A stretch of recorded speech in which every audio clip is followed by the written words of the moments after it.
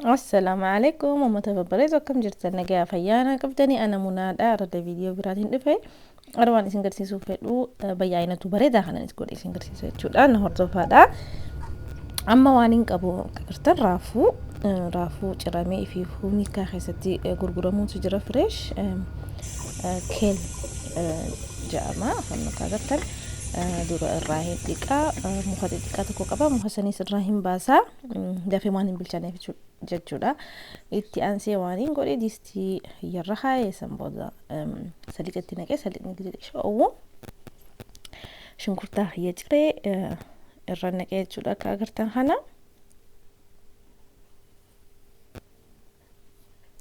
shunkurtaa keenya yeroo bifa isaa jijjiirratee gad xiqqaatee akkana tahee qullubbii tumeetiin itti naqee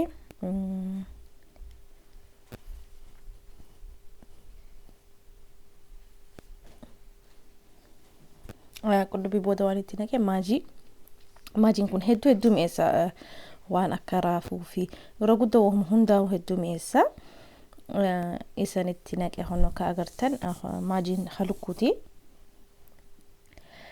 sanbootatti aansee waan inni itti godhee qaccee jiraa isaa yorraan feene dhiisuun dandeessan ani kanatti hin jaaladha hin cicciru garuu ni urgeessa yeroo akkanatti waliin bilcheessitan achiin booda waan hin qabu raafuun dhiqee bishaan isaa irraa xalaleessan fuudheetiin itti naqee jechuudha akkanatti itti garagaggalchuun nama dhibaa itti xiqqishoo gadhiisa ati yeroo fiifuu bishaan wanni tahee laaffate isiniif garagala ono akka amma kana jechuudha ammas raafuu yoo jijjiqaltan raafuun bifa isaa akka jirutti jijjiirrateeti gurraacha taha haga bilchaatee ishoo qabbanaa'u banumaan dhiisaanii akkasitti giriinuma nu ta'a jechuudha bifni isaa nurraan jijjiiramu yoo cuqqaaltan infaalootiin yoo hin istiimiin isaa suni nurraa gurraachoomsa kanaafuu akka agartan kana soogidda laalee irraa xiqqaatee tanaafuu soogiddan itti naqee jechuudha yeroo dura yoon itti naqee irraa heddummaata maaliif maajiin isaati soogidda qabaa qullubbiin gizeen tumus soogiddaan hin tume jechuudha yaa akka agartan kana kun gad xiqqaatee almost bilchaatee amma qullubbii maali qaccee xiyya dheerinaan itti naqee fakkaa hunama bilchaatee irraa hin baasa jechuudha yaa makatti aan nuti deemna amma khaniin nama godhu deemu kuno kurumbaa yookiin kaabeej adiidha jechuudha akkuma khaanitti sallixa irra naqee dura san booda shunkurtaa xiyya dheerinumaan hin naqee xixiqqeessuus ni dandeessa rakkoon qabu akkuma isin feetanitti kun akka agartan bifa isaatis jijjiirratee gadis xiqqaate san booda kaaroot dheerinaan ciree itti naqee jechuudha qullubbiis namni adda akkuma addaatti godhata so ani akkaan itti godhu xiyya akkana I am sure namni irra guddaan keessan kana daran gootanii akka gootan ani irgixeenyaadha abdiin qaba waan inni itti naqee huruuda xiqqishoo akka bifa isaa bareedaa nu hannuuf huruuda xiqqishoo maajis habbata akka timaatiin habbata kan itti naqee ka agartan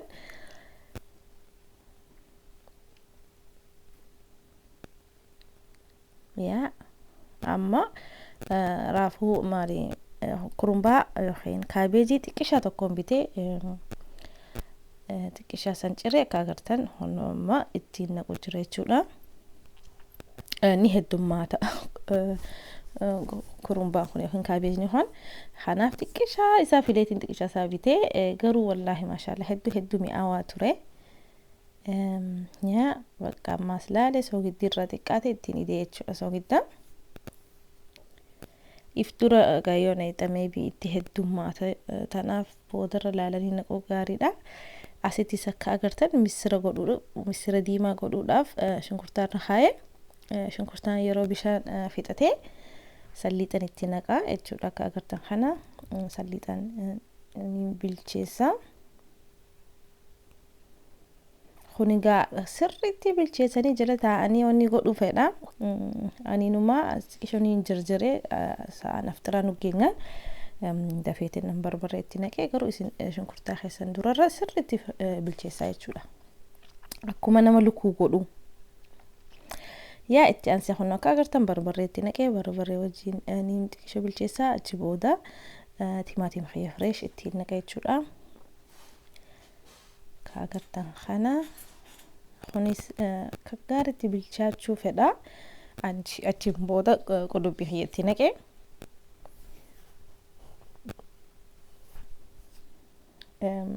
asitti kororimaan itti naqee kororimaan jaaladha misira wajjini yeroo nyaatan lukku jaa jechuudha. yaa amma akka agartan misira xiyya dhiqee fidee itti naqee jechuudha. Misirri hanga isinii addaatu dhiquu qabdan. Yoo onni akka adii sunirra jiraate sanii nama guba. Kanaaf sirriitti dhiqaadha yookiin xiqqoo bishaan keessa dhiisaa. Asittis bareedaadha.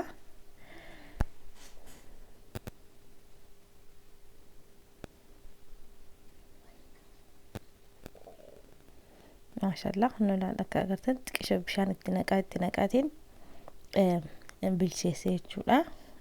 Akhira irratti yoo dhadhaa jaalatan dhadhaa itti naqaadha. Ani dhadhaa hin feene jijjiirra tanaaf dhadhaa itti neene garuu normaali itti naqa. yaa keessummaa dhadhaa hin feene na bira ture. Ani tanaaf itti ngoone okay itti aansine ma waan goonu fasuliyaa goona jechuudha. Fasuliyaa fi kaarot shunkurta dheerinaan itti naqee asittis akka agartan make sure shunkurtaan keessan bunni akka tahu booda waan biraa itti naqaa. Ani xiqqoo akkaan isin himeen jarjaree shunkurtaallee hedduu odoo hin diimeessine waan biraa itti naqee waan itti aansee waan shunkurtaa booda waan itti naqee qullubbii itti naqee achi booda akka agartan fasuliyaa keenya dhiqeetiin dheerinumaan itti naqee sila shunkurtaan moor bilchaate hedduu bareedaadha. Itti aansee kaarotiin itti naqee waliin bilcheessa akkuma xibsii jechuudha. Kuni bishaanii fi hanaas hin fedhu biyoo hanguma bilcheessuuf bishaan xiqqishatti ni xammale. Akkasumaanis illee hedduu maashaallah mi'aawaa ture. yaa akka agartan soogidda irraa xiqqaate ittuun neeneehu durarra maajii san itti neene harma qullubbiitii hin geenyee fi ilaaleetti jechuudha. Agartanii shunkurtaan isaa xiqqoo adiidha. Sila shunkurtaan akka gaarii bilchaate moor normaal akkasiin godha. Garuu taraa tana xiqqoo ani jarjarsee jechuudha. Akka agartan misirri keenyaas almost bilchaachuu jira. Fasuliyaan keenyaas bilchaate amma maali qacceen dheerinaan itti naqee jechuudha. Haala san booda irraa dhaamsee itti aansinee amma waan goonuu maraqa qayyisir. Maraqa odoon taane goggogaadha. Kunis hedduu mi'aawaa ture maashaallah. Akkuma agartan kana salini gizee oowee shunkurtaa xiyyeetti naqee jechuudha. Qullubbii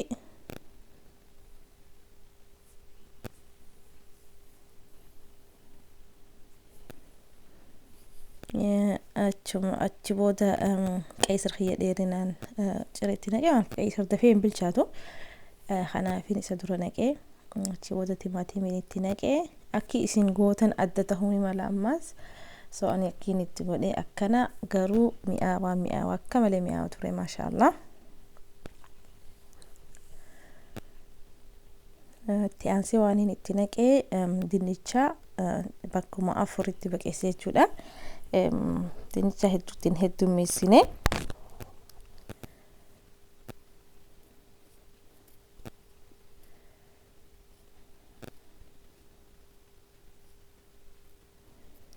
lakkuma bilchaataa deemuuni dinnichaalleen bifa isaatii jijjiirrataa diimataa nu dhufa.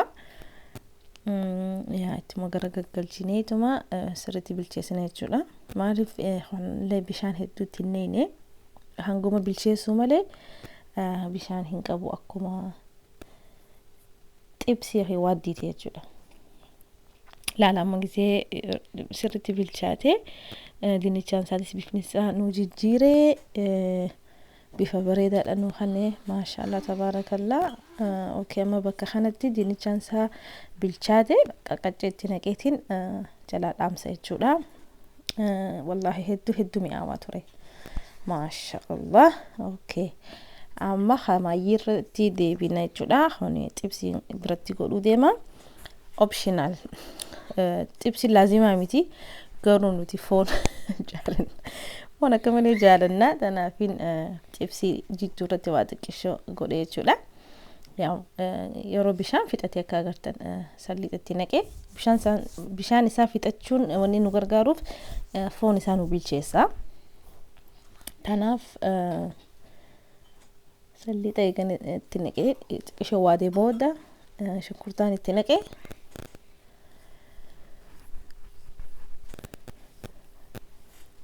yoo isin diimeessuu feetan diimeessuu ni dandeessan akka barbarree sitti naqxanii yoo timaatimii sitti naqxanii xiqqishoo akka jiidhaa isinii ta'uu yoo feetan xiqqishoo bishaan sitti godhuu ni dandeessan itti aansee soogiddaatti naqee itti garagaggalchaa jechuudha